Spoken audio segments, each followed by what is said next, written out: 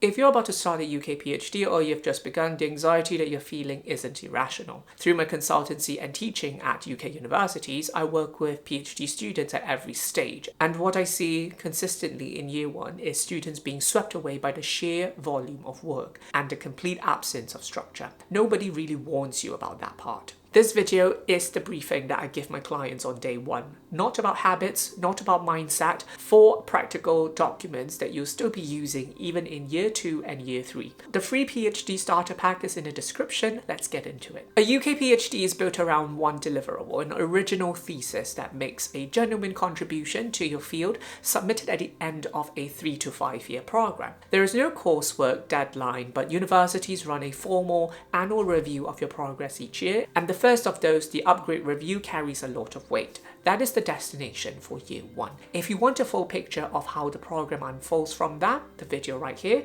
covers that. Before the annual review, most universities have an even earlier checkpoint, around 90 days. A preliminary meeting or a submission to confirm that your research is developing and you understand your training requirements and you more or less have an idea about what your research is going to look like and the research objectives. That means that the first 3 months of your PhD isn't just a settling in period. They are the first structured phase of your program. And here's how I map them out. I break the first 90 days into 3 phases. The first 30 days are about orientation, understanding the shape of your program, what are the formal checkpoints, what documents need to be submitted at each one, make proper first contact with a supervisor, and complete your training needs analysis. We'll touch on these later in the video. You should also familiarize yourself with any referencing software that you want to use, and also, very importantly, how to access journals and library resources. Days 31 to 60 are about grounding your research. This is the month for reading around your topic. You should already more or less have a research idea, but whatever you have developed in your PhD application is usually very limited in its scope. Now that you have the full resources at the university, this is the time to refine it further. Your aim this month is to be able to pinpoint the research gap and rationale for your research. Days 61 to 90 are about sharpening your focus. Your research question and the objectives needs to start to take shape. Most universities require a short research proposal at the end of the 90-day checkpoint, typically around 1,500 words. If you have already done the groundwork in the first 2 phases, then you have exactly what you need to write that. You may even get started on your literature review chapter for your thesis if you're in that position where your research idea is more or less confirmed. The 30, 60, 90-day map gives you the shape of your first phase of your PhD. What it doesn't tell you is how to manage your attention while you are within this time frame. Because in a self-directed program like a PhD, everything can feel equally urgent all at the same time.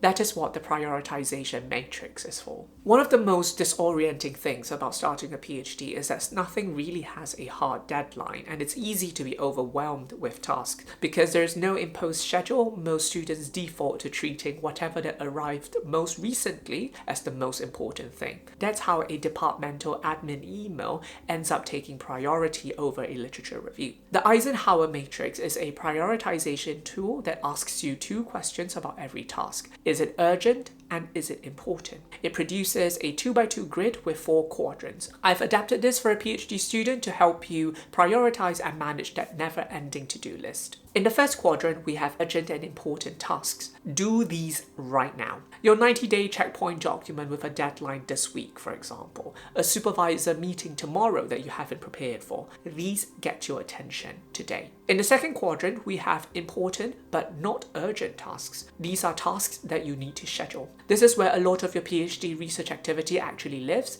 Literature review, methodology development, training, writing. You often know what is needed, but none of it has external pressure on it right now. These tasks go into your Gantt chart as planned, protected time. Maybe not get to them today, but you'll eventually get to them as planned. In the third quadrant, we have urgent but unimportant tasks. Set protected time for these tasks. They may include admin emails, university forms, mandatory induction sessions that aren't relevant to your research. These have external pressure, a deadline, someone is waiting for you, which then makes you feel like you need to get to them immediately, but they don't really impact your research or your progress. Set a fixed low energy time slot in your week. for example, the last 30 minutes before you leave the office, or the hour right after lunch. Batch clear these activities quickly and move on to more important matters. Finally, we have the fourth quadrant, which is for non-urgent and unimportant tasks. Ignore them. Attending a Viva preparation seminar in year 1 or signing up for a conference before you even have a research topic idea ready, unless you genuinely have time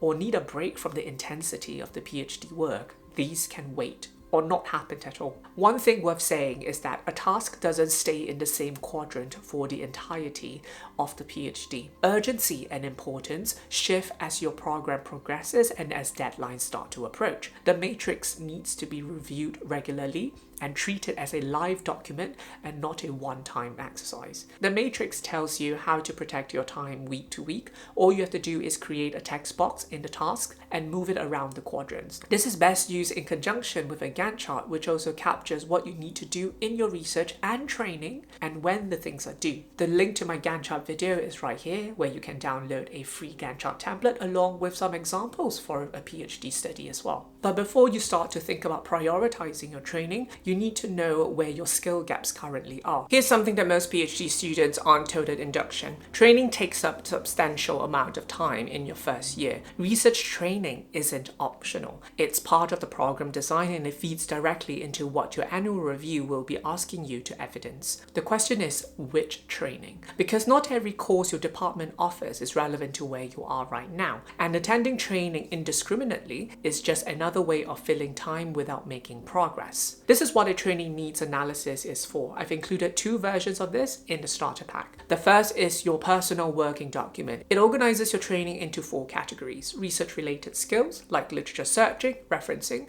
research methods, writing-related skills like academic writing, citation management, thesis structuring, personal effectiveness like time management and presentation skills, and finally, other kinds of training that is a catch-all for anything else that applies to your specific context. For each goal, you record the developmental objective, the activity, and target completion date. As you progress, grey out the entries rather than delete them. Your annual review will ask you to produce a list of training completed, and this document is exactly that list, already formatted. It is also designed to be printer friendly. If you don't adjust the column width, it fits nicely on a single A4 sheet of paper and exports very cleanly into a PDF as well for submission. The second version is designed for supervision. It carries all the same column but adds 2. One for evidence and evaluation, the measurable proof that the goal has been met, and one for your supervisor's signature or initials. The principle is straightforward. Your supervisor witnesses the evidence of your development and signs off on it. And that creates a paper trail that carries weight. Bring this into a supervision meeting. Walk your supervisor through the activities and the goals that you have set for yourself and ask them to sign off each completed goal during supervision. Over time, this document then becomes one of the strongest pieces of evidence that you can present at your annual review or at your Viva. Not just of what you have learned, but also of how you have directed your own development. Now that we have a tool for mapping your training,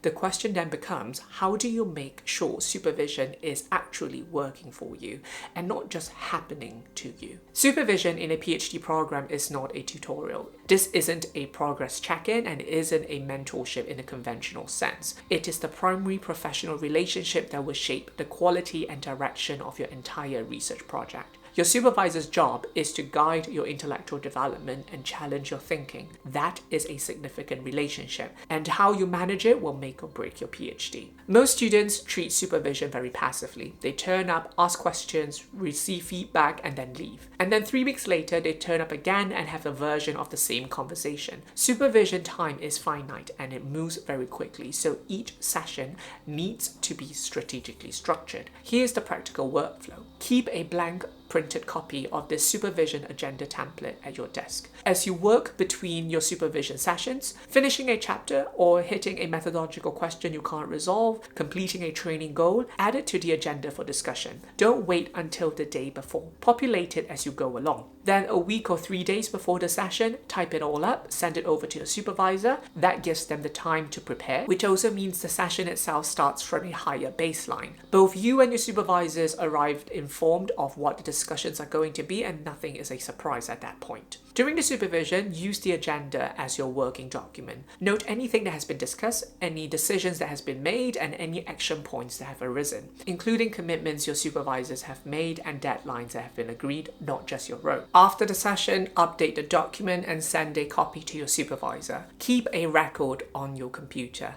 Then get ready to start on the next agenda. What you're building is an archive, a searchable data record of every substantive conversation you have had about your research. If a question comes up about when you first discussed your theoretical framework or what was agreed about your methodology at the 6-month mark, you have the answers recorded. That archive is also directly usable in your annual review as evidence of engagement, of development, and of professional conduct. You can also revisit the discussions that you have had before and see what decisions were made and why. A supervision agenda doesn't just organize you, it holds both you and your supervisors accountable. If your supervisor committed to reading a chapter by the end of the next session and hasn't, the agenda makes that visible. This is not confrontational, it is one of the more diplomatic ways to manage your supervisor as well. They often are supervising at least 5 to 6 PhD students at any one time. It is very easy to lose track of what needs to be done. This also gives you more power over your own PhD experience and research. It also empowers you to drive your own study more confidently rather than relying on supervisors to direct you. We have 4 tools in the starter pack. On their own, each one solves a specific problem. Together, they give you something the PhD program itself will not give you: a structure for the entirety of your first year and also for the rest of your PhD program.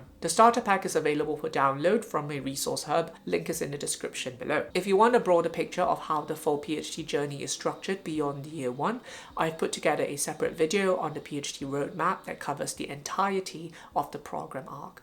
I'll link it right here. And if you're at the stage where you want direct support with your research proposal, your methodology, or even preparing for your annual review, you're very welcome to drop me a message and check out my services. The link is in the description below. I work with masters and PhD students exactly on these issues. I'll see you in the next video. Goodbye!